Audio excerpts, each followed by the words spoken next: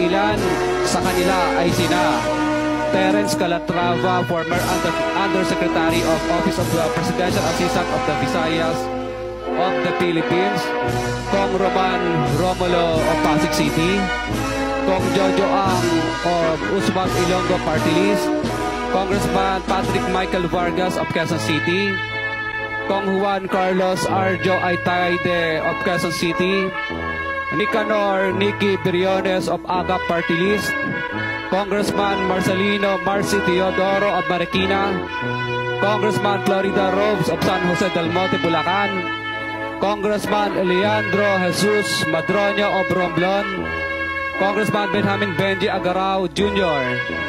Congressman Florencio Gabriel Bem Noel of Anwaray Party List, Kong Leo de Ode Tariela of Occidental Mindoro, Congressman Reynan Arrogancia of Quezon Province, Kong Marvin Rillo of Quezon City, Kong Teodoro Haresco of Aklan, Kong Antonieta Yudela of Zamboanga Sibugay,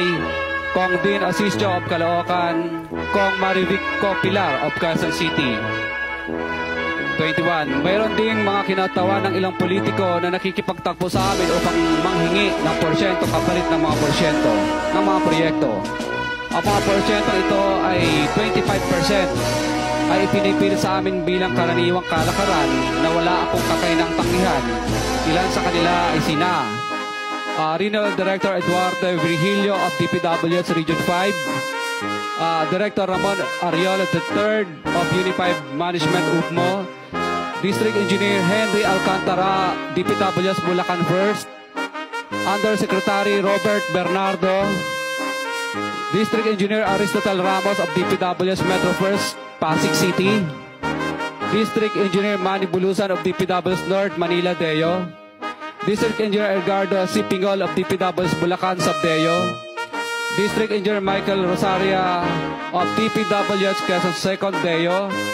Karamihan sa mga kawani ng DPWH na nabanggit sa itaas ay paulit-ulit na binabanggit ang delivery ng pera ay para sa kaisaldi ko na dapat at least 25%.